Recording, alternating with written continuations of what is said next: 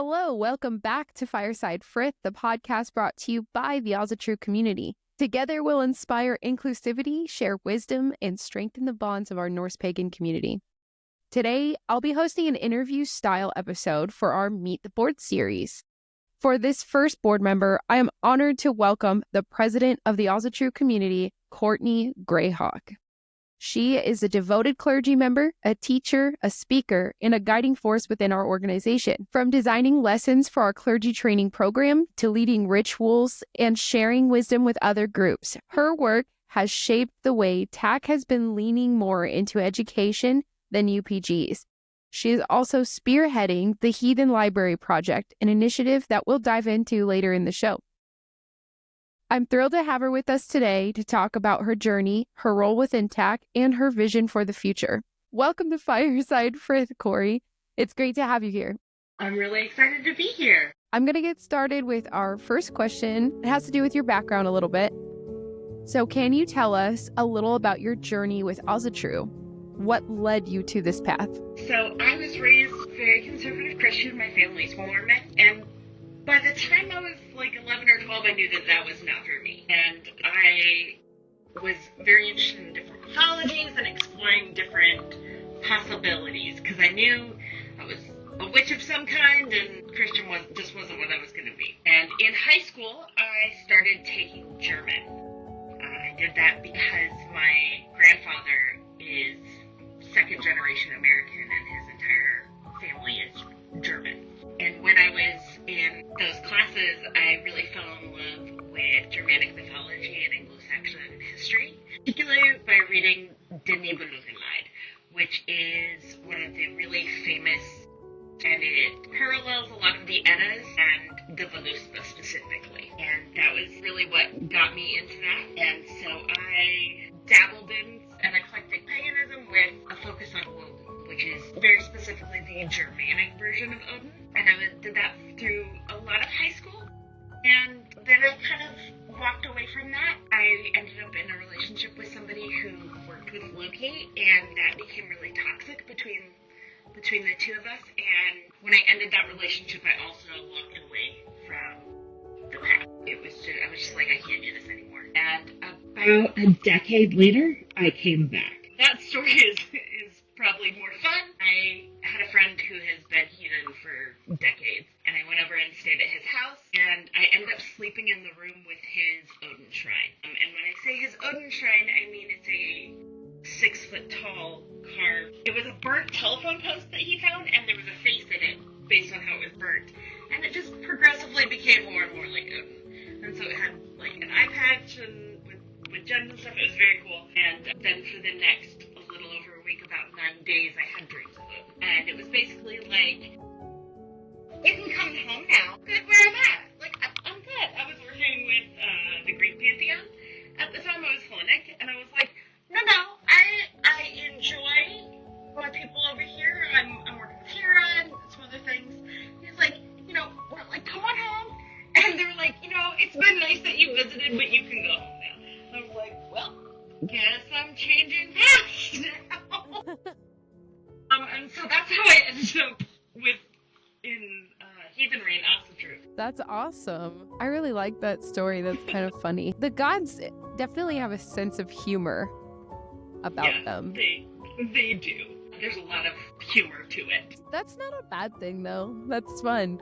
That tells us one part of your story. So how did you first get involved with the Asatru community? So I used to be pretty heavily involved in my state's Pagan Pride Day. I do live in Indiana, so I did rituals and workshops at Indianapolis Pagan Pride Day. And one of the vendors there one year was a kindred that was heavily involved in the Asatru community. And they were like, you should join, this would be cool. And I was like, I'm leery a large heathen organization because things like the AFA, and I was in my early 20s, and as a woman in heathenry, at a young age, there was a lot of older men being like, they're there, that's cute, let me help you do this. Yeah, it's smart to be cautious as a young woman, as a young person in general.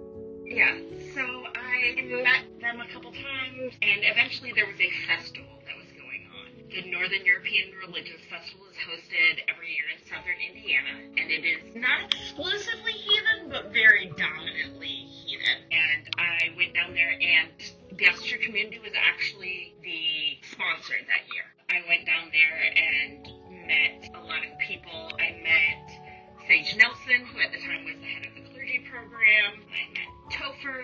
I met Ivy Mulligan, who practices Seder and other things. She's no longer somebody I would work with, but I met all these really cool people and had this great experience. And I was like, after meeting people who came here to be involved with the Asatru Community, I love that. I want to be involved in a community that gets together and celebrates and teaches ritual and all this stuff. So I joined, and around that time I was also in graduate school. I was learning a lot about leadership. My master's is in organizational leadership. I was like, you know what? I want to take this and bring it to TAC. I think this is a really cool organization, and I really want to be able to be involved. Really, from the first time I joined TAC, I was like, I'm going to do leadership. So it's from the get-go. That leads us to the question, how did you become involved in leadership? It sounds like you had the goal when you first joined. How did you get there? So I finished my master's in 2019. The last year or so of my master's, I knew that I wanted to be involved in my religious community. And TAC was my first choice. I started by joining the Clergy training program and got involved in that. I think I started that like 5 months after I finished my master's degree, and I was like, because I just can't not be in school right now, apparently. It was also during COVID, so had a lot of time on my hands. I was working from home. And then a lot of things happened with the organization itself in 2022. I was like, I'll volunteer and I'll get involved once I get this done, or once I've done the ambassador program, and you know, when I'm in a good place to help. And I watched all the things happen when the leadership fell apart. I just was like, I'm not ready. I'm not ready to do this. Somebody else is gonna do it. Somebody else is gonna step in. Somebody who's been doing this for. And then no one did. A year went by. Almost an entire year went by. And I was watching this community that I was so excited to be part of fall apart. It broke my heart. And I was like, you know what? I need to be the person that steps in. I started by surveying the members, like, what do you guys want? What are we looking for? And I took the information that I got from the membership and made a organizational plan and sent it to the remaining people in leadership and said, here's how we can bring the community back together. Here are the things that we could do. As somebody who studied leadership, this would be a way for us to bring this back. And so then I finally met with the people that were actually remaining on the board. When was that again? That would have been fall of 2022. Okay. Because I was actually confirmed in February of 23. That makes sense why I missed all of that, because that was during my basic training time. Yeah. And I was like, okay, I've experienced being an organizational treasurer. I am willing to step in and do whatever we need to. And they were like, would you be president? That's awesome. I had thought about it, but I was like, there are people who have been doing this for 30 years. There are people who are better qualified or have more interest. And sometimes decisions are made by those who show up. And so I showed up. And that's how I ended up as president.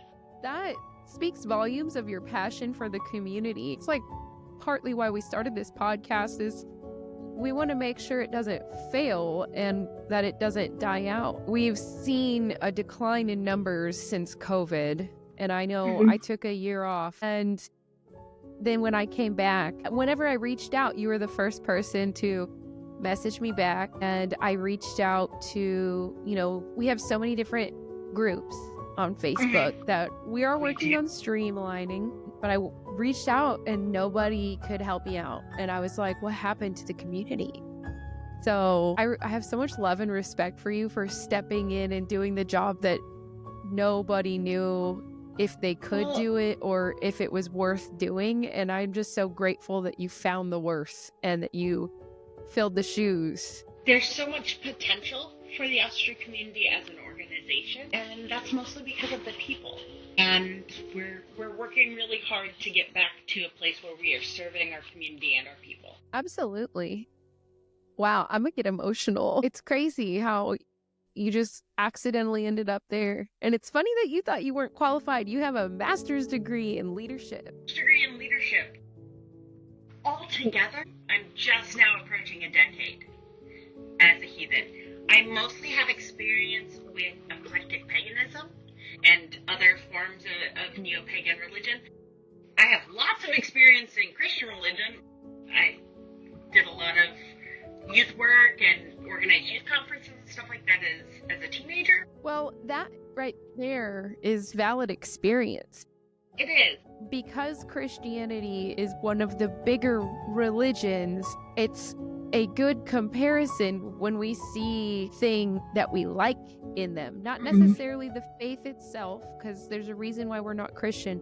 When they have these big gatherings and they get together and it's like a big potluck and everybody's having a good time, not to look at the religious side of that, but the community side of that and supporting youths and supporting single parents. And, there's a lot of support that churches have that us as pagans are isolated from. That we just don't have that security network built in. Being raised in the religious community we moved all the time. And wherever we moved, there was a church community ready for us. That we're so excited for the new people or other things like that. And it is so hard moving as a heathen or a pagan and finding new community. It is so hard. That is the thing people ask most out of all the questions is there anyone near me? Is there anyone who could share community with me? Right. There are people who drive 3 or 4 hours to have an afternoon where you get to hang out with other pagans. And that's hard. Not everybody has that resource, that ability to travel that far to have community. So everyone's always looking for something closer. And the Asatru community is here to kind of fill in the gap when you don't have a closer community. Now, right. I am so for local community. But it's challenging to build. It takes a lot of know-how and a lot of vulnerability to create community. And especially if you're opening your home or other things like that, it's gutsy to be okay, I'm going to host a thing and invite people I've had a couple coffee dates with over to my home or meet them in the woods or at the park. Yeah. It's scary to try and to be like, okay, I think you're a good person, but now we're gonna test it, and that's hard. And it's also hard if there is a community trying to fit into this new close-knit group, because our communities tend to be small and very close-knit, and there's no guarantee that just because there's community, it's a good fit for you. So that can just be really challenging. Yeah, we don't have the option of just going to a different church in the area type thing. I know for my group here, I was so lucky that there was a lot of retired Norse pagans. They had a group that's been established for over a decade, and some of them are former TAC members who are coming back, but fitting in with them has been really hard. Our group, it reflects a lot of TAC's mission. I welcome most everyone with exceptions. I haven't had a person I've had to ask to leave yet, and I hope it stays that way. But some are hard Norse pagans, some are more eclectic with Norse seasonings. And then a lot of them are military too. And the cool thing about the military is if they come over to my house, I know the name of their commanders if anything goes wrong. Yeah, but for sure, there's definitely a separation just in our group where you have a kindred who's been together for a decade. And then you have us new people who have been stationed at Fort Bliss for maybe a year now. It's hard. That's something I'll talk about in my episode. And that's something you're really good at. You're really good at pulling those communities together. Yeah, and that's something that I think we can push towards when we finish the new and improved ambassador program. I want to have a part 2 where it talks about blending in new people because that is Mhm. hard. And Yeah, I think people who are the new person that needs to be blended in should also take that class, because you can't come in, hot and fiery and being like, what do you mean you guys celebrate Ostara? That's not Norse. You can't be like that, because every group's going to do things differently. There's some getting to know you phase, and kind of having that planned out can make it. Yeah, it's difficult. I'm sorry. We spent so much time on those You're first good. couple questions. We're good. We can move these around or however we need. Yeah. All right. So I know we've already been talking a little bit about tax mission, but the next couple questions have to do more specifically with that. As the president of the Asatru Community, what are some of your key responsibilities? And this is specifically as the president, not as all the other hats you've been filling due to low volunteer amount. There's so much I do that I have to really think about what I'm supposed to be doing as president. If that makes sense. It's my job to be the one that's excited. Yeah. To be like, we're doing things. Like, in theory, I should be the face of tech, not a leader front forward person. I think that the job of a leader is to lift other people up and to empower them to do things and make change. Good leaders make more leaders. And so I come up with a lot of ideas, and I'm like, how about this? Can we do this? And people are like, let's do our homework and find out. And then there's me that I'm like, I'm on it. You are so on it. You're like, I can do that all the time.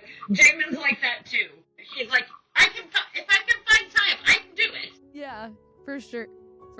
So I do a lot of the visioning for the community and trying to figure out where we should go. I also do networking with other organizations, like Talking with the Trope. I recently did some workshops at their winter moot. We're working really hard to have a better relationship and working together, because it's not a competition. There is no need for any inclusive heathen organization to be competing with each other. We may have different approaches, but we're all working to build a happy, healthy community. Yeah. So we should all we're all on the same side. Exactly. I don't know if this is a treasurer thing or a president thing, but maintaining our nonprofit status is another thing, and our taxes that I was supposed to remind you to do and I forgot. Making sure that we meet all of our nonprofit requirements is a part of what I do. That and different parts of that do go out to different members of the board, just because there are different special tasks that go to, like, the treasurer should help with the taxes and other things like that. But yeah, I do a lot of the keeping everything legal. That was one of the first things that I did when I came on, is like, okay, what do we have to do to make sure that we've met our nonprofit guidelines? And if we're not meeting them, how do we fix it? Right. It took like 8 or 9 months for us to actually have everything back where it needed to be. Now, at no point did we ever lose our nonprofit status, but getting everything transferred over to where we, as the acting board, had access to everything and were able to run everything took quite a bit of time. The previous board members, when they stepped down, did they not have files to transfer? I understand that nobody took the president position for a year, but you would think the secretary or someone else would have had records. When I stepped in, the only remaining board member was I believe he was director of military affairs, and he kind of got left holding the bag and trying to hold everything together, and I cannot express how grateful I am for all the things that he was doing and for what he went through holding TAC together and still keeping it above water. It was very hard on him, and our community very much owes him a debt of gratitude. Absolutely. What do you see as TAC's biggest accomplishments in recent years? So we're going to say since you took over the presidency. Graduating clergy.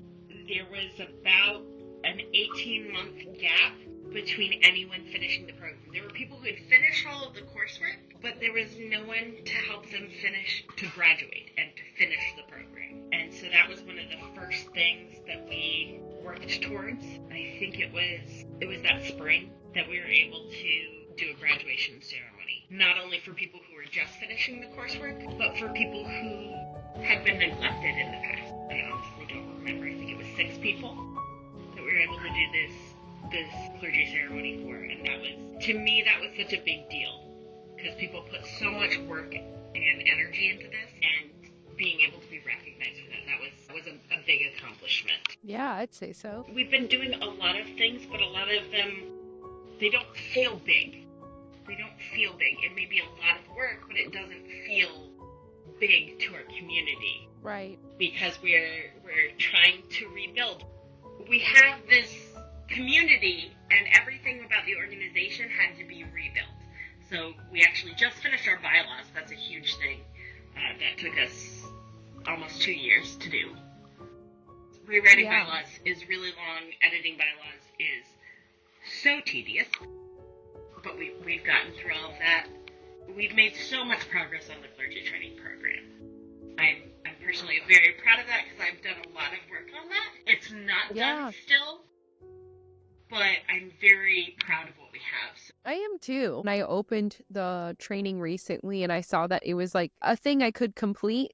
I was like, okay, this is great. This is great progress. I'm really proud of where it is too. And I'm not even finished with it, but yeah, cool. Any other notable big accomplishments? I know we've done more things, but it's like, okay, can I say we've done that. Now let's move on. Yeah, please. Yeah. Since I've been on the board, we again have, well, I can't say for any time before I was on the board, but we have regular meetings, and that doesn't sound like a big deal, but if no one's putting coals in the fire, the tack train doesn't go. And how do we know if coals are being put in the fire? I might have my analogy wrong. I don't know how trains work. Hear me out. It's just an metaphor, okay, guys? Anyway, so if you're conducting the train and we don't have the communication with all the other board members, I thought you put coals in the fire. No, I thought you did. You know what I mean? So, like, the train's not gonna go. And you, the president, are gonna run out of steam. So having regular meetings ensures that we can keep each other accountable, inspired, working on our stuff, because we all know if you are a charter member, you have seen our minutes, or at least you have access to our minutes. The very end of our minutes, I say, this is due. This is who's doing it. This is when it's due. Yeah, we have to-do lists. I do that because reading board minutes, it's like, yeah, I was in the meeting. I don't need to read this. I saw it. Yeah. I was there. But it's nice to have that at the end. You just look at the bottom. This is what they're about to do. They're about to do this. And so that transparency, having those board meetings and having those minutes ensures that our community knows what we're doing. We're not just sitting here with our titles and being like, oh, I'm a board member of TAC. You know, like that doesn't matter. We're just people, you know? We're just people, and we're just people trying to make community. Yeah, which is a very lonely task, honestly. Yeah, it is a surprisingly lonely task. Doing all of the work to make community is not nearly as much fun as participating in community. Yeah, and it'll help because once everybody sees everything that we're doing, once we get less behind the scenes stuff done and more tangible things that they can see and witness, I think that will help inspire people to volunteer more, because we hear it and we see it all the time on our page and in our DMs. People are looking for the community that TAC started out being. And sure, we've gone through some interesting leaders who we all may or may not agree with. But the goal moving forward, our board now is so diverse. Yeah, we really are. I know that was really long, but the board itself and what we're doing, really proud of it. I definitely admire all of the people that I work with. I feel like I'm very lucky to have these people as my teammates, as my friends, and as people who will absolutely call me out when they disagree with me. That's so important to me. I'm like, I am not infallible. Please tell me when I'm wrong. And I definitely have people that are more than happy to do that. And be like, Corey, what are you doing? Oh, yeah, you're right. I know who you're talking about. And I really adore working with them too. Because I'll be like, yeah, looks good. And then they're like, wait a minute. Does it? You're right. Whoops. And then it's like, let's revise. Let's relook at this. No, I appreciate that. Gotta keep us on our toes. Oh, any other big accomplishments? I'd say the clergy training program, Regular meetings. having regular meetings, and getting people graduated from the clergy training program, like getting to have their graduation ceremony. Yeah, because that's what we're here for, community. It's in our name. Mm-hmm. Yeah, it is in our name. I know that we've kind of talked through some of the challenges that you've faced in this role, but this question is kind of going off that. Is there any other challenges that you've faced in the role as president or the clergy training person? I know that was just not the role you necessarily signed up for, but one of the roles you got. And how have you navigated those? One of the biggest challenges I've faced or we've faced is the community being hesitant to trust us, which is completely valid, and I absolutely understand that a lot of people were hurt in what happened with the former board, and it's very difficult to trust people taking that over. I have worked to deserve and earn that trust, and for me the biggest thing I did to help navigate that was be very honest that people absolutely had reasons to be hesitant, and to say, please stay if you're willing to stay, and if you're not, please know you can come back. Please know we're trying, and it's okay to wait and see. Just being really honest that this is going to be a process, and I don't want to make promises I can't keep. I came in to kind of clean up a mess, so there's been a lot of that, and there was a lot of things that I just didn't even know about. The Asatru Community as an organization was created by people who were very excited and very passionate. Not necessarily people who were very qualified to create an organization, especially not on the scale that the Asatru Community is. We have a pretty big following. We have a lot of members, or have had a lot of members, and organizational things were not put in place to track everything very well, to keep in contact very well, and so we've had to go back in and build them. That's actually one of the things that's been really cool, is getting our new website where we can have people log in and do all. Yeah. So Corey, you have played a major role in designing lessons for Tax Clergy Training Program, also known as CTP. What was your vision for the program, and how has it evolved? I finished up the program after I became president. I kind of stepped away from working on it, and so I didn't finish it up until 6 or 8 months after I became president. And in doing it directly after having done an online master's program, I saw a lot of gaps and a lot of ways that we could present the information better and have better quality information. My first vision in that was like, we're just going to make this a better academic course. So we're going to make this a college level course instead of what felt kind of like a high school presentation. I wanted this to feel like there's more to learn. And I also didn't want people doing it alone. It's very hard to make yourself get through a program when you have no one giving you feedback and you don't have, you feel like you're alone in it. It's very hard to get yourself to stay motivated. And so we came up with the idea of doing it in cohorts, where we would do classes that moved through the program together. Now we're still working on those bugs, because that's such a huge transition from what we were doing. We've made even more changes, and we're working on making some adjustments, because some people are just in the program because they want to learn more about being heathen. And that's not really what that program's for. So we're working on making a program that is for everyone who just wants to learn more about being heathen, or maybe about how to do their own rituals or work with a group, and trying to make that more accessible. Currently what we're planning on doing is dividing the classes in course levels, like you would see in college courses, and making some of them available to our entire community, and then having programs where people can go and get the other levels as their interest level is. Now, when we talk about heathen clergy, most people think of Gothies, but our program does a little bit more than just being a Gothie. We are working on doing clergy work, like ministerial work, where we're doing pastoral counseling, where we're offering types of religious and spiritual support, as well as life rituals such as weddings, namings, funerary rites,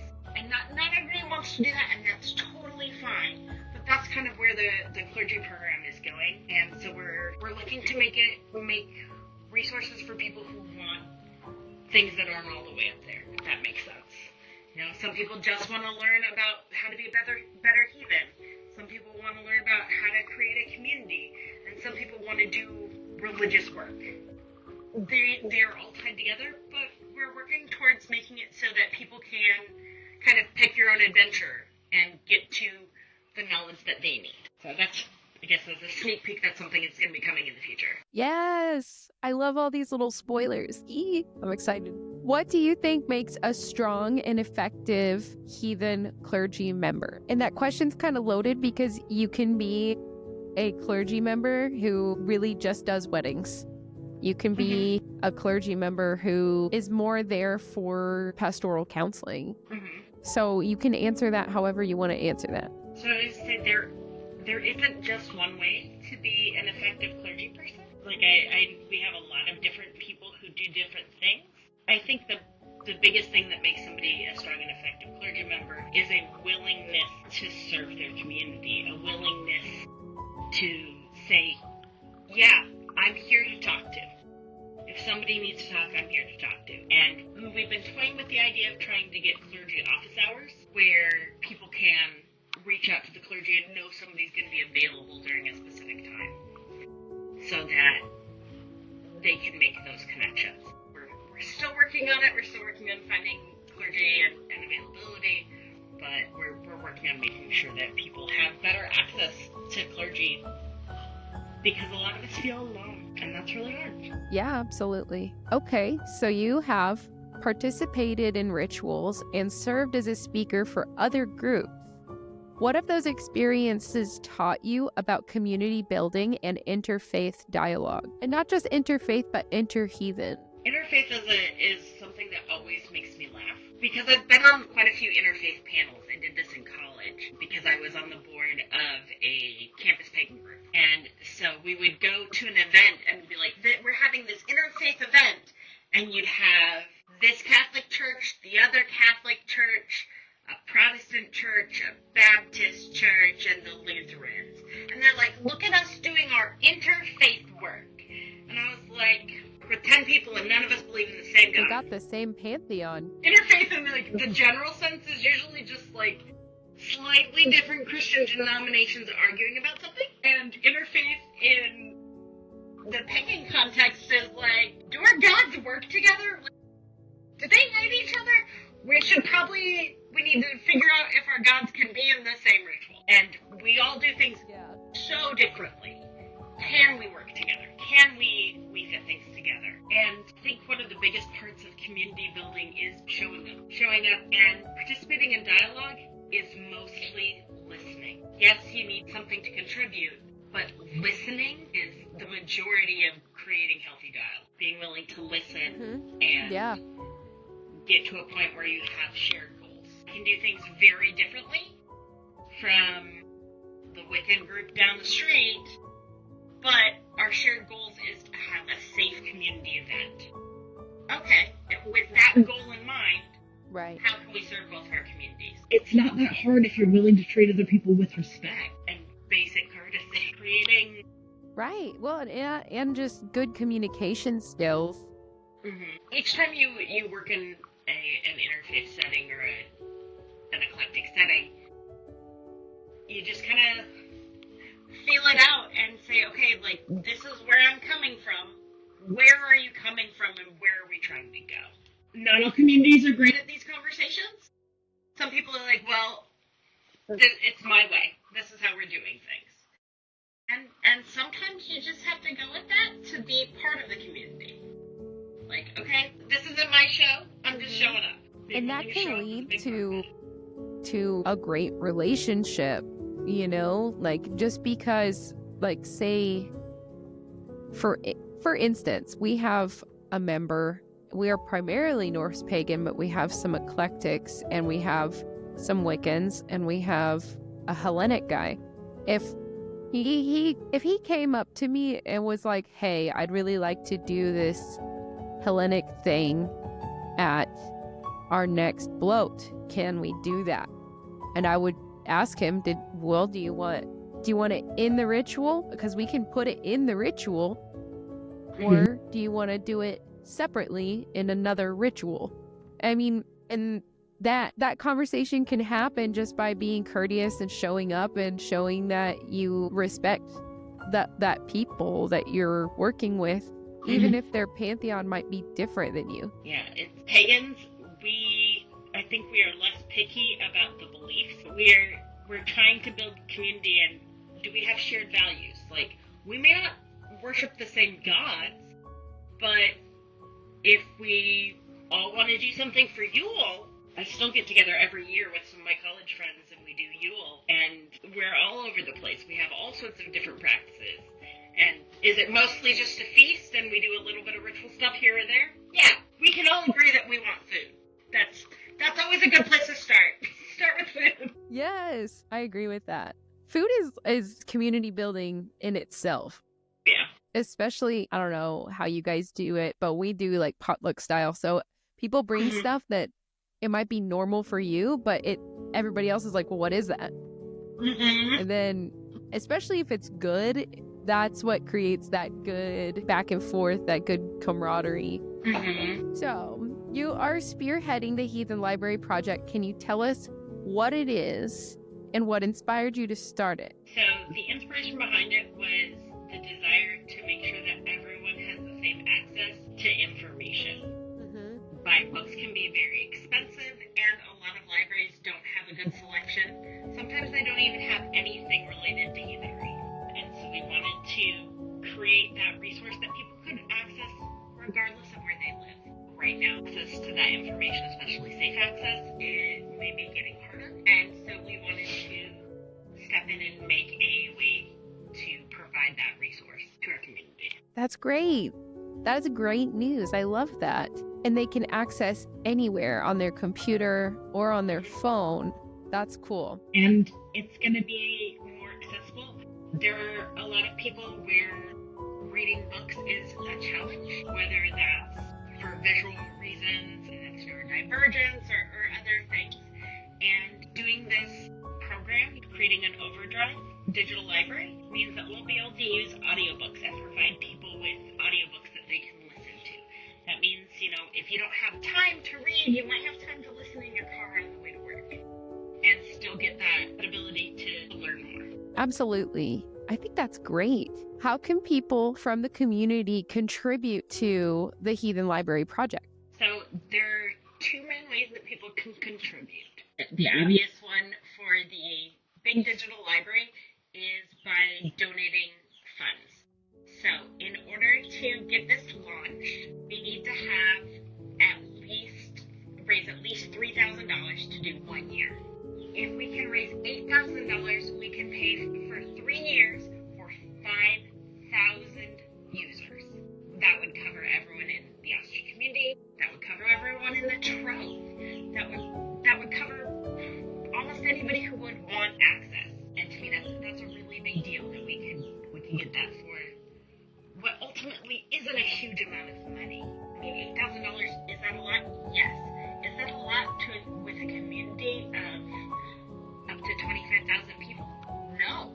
If people can donate $20, we can probably reach our goal really quickly. Yeah. The other way people can support this is the other half of the library project, which is going to be our digital resource for academic articles. So if you have a link to a publicly available academic article related to heathenry, you can submit it to us so that we can create that database of links where people can find that. For copyright purposes, we won't be hosting them, but we'll be able to provide links to where people can download those usually. Awesome. That's great. I love that because that also encourages the community to get a little more involved if they know of any articles. And a lot of heathens have the history nerd passion kind of thing. So when they start getting degrees, they get really interested in looking in that sort of area of academia. Goodness, words is hard. That's awesome. And so I know you and I and a couple other people are working on finalizing the official announcement for the Heathen Library Project. I hope it'll be out when this episode airs, but if not, it's okay because we're all about transparency here at TAC, and we're okay with their community knowing what we're doing. And it's already been in the meeting minutes, so if there are charter members and they've read those, I know not everybody does, but if they've read those minutes, that little spoiler has already been made public to our group, the charter members specifically. So if you do want any sneak peeks on projects like this that we're working on, become a charter member. I say it at the end of the show. Just go to theasatrucommunity.com and you can have access to that library once we publish it. Until then, we will be launching the official fundraiser for that soon. There is no projected specific date yet, but we will get to that as we get to that, because that's kind of what we're doing. As Corey was saying earlier, when she stepped into this role, there was a lot of cleanup that she got to do. She couldn't really start being the president until after she was the cleanup crew. And I think we're finally at a point where I know I've personally told you, no, you're not working today. You're taking this time off. And that way, that way you can go and try being just the president. And I know that's hard when you stepped into the role and you were many roles. With a supportive team, we're making a lot more progress. Yes. There's only so much one or two people can do, but every additional hand makes the work so much lighter. You wouldn't think one more person makes that big of a difference, but it really does. It does. There's so much stuff that we want to do that we just need extra hands. So we're constantly looking for more volunteers for people. We still need more board members. We need tons of volunteers for all sorts of things. Pretty much any interest or skill level, we have something for you. Yeah. I'm still looking for a volunteer coordinator to help us do that more effectively. We have a lot that people can jump in and help with. Yeah. Speaking of, where do you see TAC heading in the next few years? So the intended trajectory of TAC is not where it started out. The Asatru Community started as trying to be the big community for heathenry practitioners. But the reality is, heathenry is practiced in small communities. It's based in kindreds. And there have been organizations before that wanted to make rules and design how kindred are run and connect them all together. And that's great, but that's not what we want to do. My vision for the Asatru Community is that we will be a hub for resources. That if you say, hey, I'm in this area, how can I find a kindred? It won't matter whether it's a private kindred or a kindred that was designed through the Asatru Community or through the Trove, that we'll be able to provide all these resources and people can find what they need. That we'll have this library, we'll have training programs and other things, and that we will be a place where people can come to find resources and continue to build their own community. I think that's a great direction to go, because you're right. It's less of being a big dog and more of supporting those small groups. We're here to be the library, to give you all the tools and resources. Exactly. Are there any exciting projects other than the Heathen Library Project or initiatives on the horizon? We have quite a few. So we are working on getting a kindred directory. So we're still working on figuring out how we're setting that up, but getting a directory of kindreds organized by the type of group they are as well as where they're from. So we do have some groups that are what I would categorize as where it's very much like a church. Anyone can come. They're very open. And so, you can always show up and get involved in those really easily. And then there are kindreds where they are, more closed groups, but there's still somebody you can connect with. And then there are what I would call meetup groups. They're just get-together groups for conversation. Most of those are interfaith groups. But it's still a really good place to start when you're working on getting community. So we want to make a list of all of those so that people go, I move into a new area or I'm visiting an area and I would really love to have connection. Yeah, so that's a great one. A database of kindreds is something that we're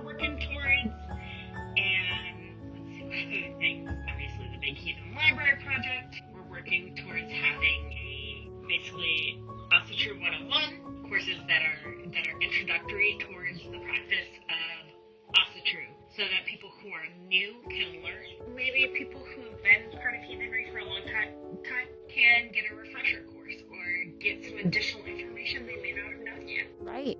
And I know in that course, there's a lot of history in it. And I know that sometimes history on the internet, you gotta check your sources. And what's cool about the courses here is that we have a lot of our board members have either graduated or are about to graduate or have been in college. So we're not saying don't do your research. We're just saying we have done it for you. You can double check our work. Absolutely. And all of the sources, another thing I like about your courses that you've made, and this is also going into the Asatru 101 class that we will release, all the sources are at the bottom of the lesson plan. So you know that the stuff that you're getting, it's not perversions trying to paint certain pictures. It's the facts, the things we know from history, which I think is really awesome. Yeah, we've tried really hard to make that as accurate as possible and to make it as traceable as possible. Because just a link at the end saying, we referenced this article. I try really hard to have in-text citations so you know where I found each piece of information. So you can go, I don't think that's true. Let me look it up. And I'm very open to correction. If something's incorrect, please help me fix it. It's not going to hurt my feelings. Please help me fix it because I want to make things better. Right. This is not about my ego. This is about creating a community and creating good resources. Yeah, that's a wonderful take. We're launching the ambassador program, which I think you've mentioned. So we're bringing that back, which is very exciting. Yes. And like the focus, and I'll talk more about that on my episode, but the focus is going to be how to establish community, because that's really hard when you're a new person. I know a lot of our military members would benefit from it because that's what got me interested in writing the ambassador program. Was I'm in the military, I move around. I got here and was all like, all right, guys, where you at? Where's the pagans? Yeah, I understand that.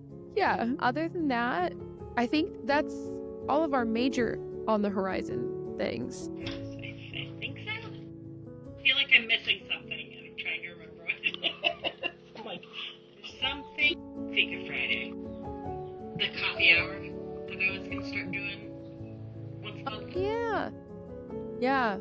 So, it's not a big thing, but a little thing that I'm working towards is doing a live stream or a Zoom call that anyone can hop in on to ask questions, share community.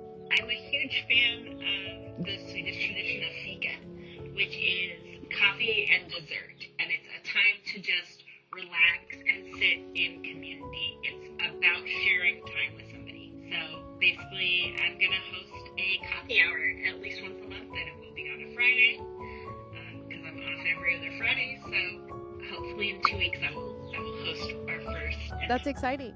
Maybe make a dessert on there. Maybe. Probably not the first few times. Might be able to share some recipes.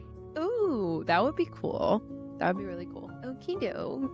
What advice would you give to new or solitary practitioners looking to get more involved in the Asatru community? Be willing to step forward. If you want to be involved, figure out how much time and energy you actually have to offer. It can be really frustrating and counterproductive to volunteer for things that you don't actually have time for. That can make people feel really guilty, and that can be really frustrating when we're expecting somebody to do something and they can't. We really do have things that anyone at any level can be doing. We need people to proofread material. So if you can read and give us your opinion or check and make sure we don't have any major errors, that's super helpful. We need books vetted for our library project. We need people asking questions, even just posting and asking questions and being actively participating in our online community is a huge thing. All right. This is probably the toughest question of the entire interview. Are you ready? How do you maintain your balance with tack, life, and everything that you do? Well, I don't always do a good job. I create some boundaries for how people communicate with me. Probably my big one is that I don't accept personal messages from people I don't already know or people who haven't asked if they could talk to me. I do get quite a few direct messages from people in TAC or other organizations, and kind of just to protect my personal time and my personal space. I don't usually respond to those unless somebody's asked first. So that's one of my big boundaries. And I also try really hard to just take some time for me. I love so much of what I do for tech, so it doesn't feel like work. It's fun for me, especially some of the research. But I have good people that I work with that help keep me from feeling crazy. Suzannah. And help keep me on track. But it's about being willing to rest and take breaks. Knowing that I'm helping other people really, it makes it easier for me, even when it's a lot of work and a lot of time and energy that goes into it. So I want to go get chickens now. Yeah, I think you're absolutely right, though. It's very important to take a step back and to have a good support system for people to tell you when to take a step back. I remember right before the new year, you were like, I gotta do all these things. And I was like, the only task you needed to finish, you just finished. Your job is to take a break for the rest of the year. It was only 4 days. Yeah, it was 4 days. I was like, oh, yeah, I guess I'm not very good at breaks. I'm not either. It is hard to develop that balance. Lately, my thing has been journaling, and I have a color journal. So different colors are different moods. Different colors are different. There's different habit trackers and other things I'm doing. And that's helped me because it's my time where I'm not looking at my phone. I'm not designing anything for TAC. I'm not promoting anything for TAC. I'm not editing the podcast. I'm just doing that. And it's like a brain dump. It's really nice. I don't know if you do anything like that, but I read a lot. Like, that's kind of my relaxing thing. Yeah. But kind of outlining what I have to get done and then what I want to get done. Being organized is really helpful in maintaining that balance. I kind of let myself just go, like, TAC is one of my top priorities. And so I try and give my time and energy whenever I can. And if I can't give any more energy, that's okay. I just kind of have to have some understanding of myself and what I'm actually available. Do you ever have moments where you're inspired, you want to work on something, but there's too much to do? Do you use any tools? I know some people can put everything they need to do in a hat and then grab one thing and then they're like, okay, this is what I'm going to focus on. Do you have anything like that you do to contain the squirrel brain? That's a great idea. No, I just tend to write myself lists, and I'm like, okay, here's a list of everything, what has to be done when. I try and make some priorities. Honestly, I have so many projects that as long as I'm working on one of them, that's or at least making progress. So there's that. I do jump between different projects to help keep myself from being burnt out, and I'm trying to get better about sharing my work and being like, hey, can somebody help me? I have so many amazing and qualified people around me. Allowing them to help makes a huge difference. That's what I said, makes me. And she is the one that is always out by herself. Oh. She's gonna be the queen. Yes. All right, we have 2 more questions. This one's pretty open-ended. This one could be an hour long. No, I'm just kidding. Closing thoughts. This has been a great interview so far. Thank you so much for everything you've shared. Thanks. Is there anything else you would like to share with our listeners? That is so broad. That's really hard to answer. I know. I mean, I can talk a lot. Like, it's possible. Don't be afraid to get involved. Don't be afraid to jump in. Everybody starts somewhere. You don't have to be good at it to get involved. You just have to be willing to offer some time. And willing to learn. And you can make a huge difference. The thing is you can train passionate people, but you can't make the right fit person passionate. Being excited, being willing to help build our community is the thing we're looking for right now. We can do so much, but we definitely need some more help to do it. Yeah. Our last question. Where can people find more information about TAC, and how would they let you or the board know that they want to get involved? So there's a lot of information on our Facebook groups and on our website. And on our website, there is a contact option where you can send us a message. You can also email me or anyone else on the board. My email is CourtneyG@theAsatruCommunity.com. And please go ahead and send me an email. I do check it pretty regularly. We have lots of posts where we're asking for things. If you tag us in one of our Facebook posts and say, hey, I want to get involved. Really, any of our posts, if you tag me, I will go see it. And then we can figure out the best way for us to communicate. Because for some people, email's not great. Some people prefer messengers. Some people even prefer video or phone calls. And I'm up for all of those. If you want to get involved, I'm more than happy to take the time to help you do that. Thank you for being flexible. I think you and I communicate in all of those ways. We do. And we do. Their spreadsheet. I make a lot of spreadsheets. Yeah, me too. They're helpful. They really are. Thank you for joining us on Fireside Frith. If you have questions, stories, or reflections you'd like to share, we'd love to hear from you at podcasts@theasatrucommunity.com. Don't forget to like, share, and subscribe. Check out our socials at Fireside Frith Pod or theasatrucommunity.com. Until next time, may your hearth be warm and your path be guided by frith and wisdom. Go! I hear your chickens. I just got baby chicks. They arrived today. Yay! The babies. I hear the little baby chickie. On a Chirp, chirp, chirp. one of my newest farm friends. I have too many of them to name yet. They're so cute. And they're all girls? In theory. It's not uncommon for a rooster to sneak in there. As far as the chicks, my favorites are, we actually got some guineas as well as chickens. And the guineas the babies are really cute. Yes. But Oh my gosh. this particular chick is up to things all the time. So I caught them. Oh my goodness. She's so precious. I was trying to, when you were talking, I was like, what's chirping? I was like, oh, that's her chickie. Hi, little baby.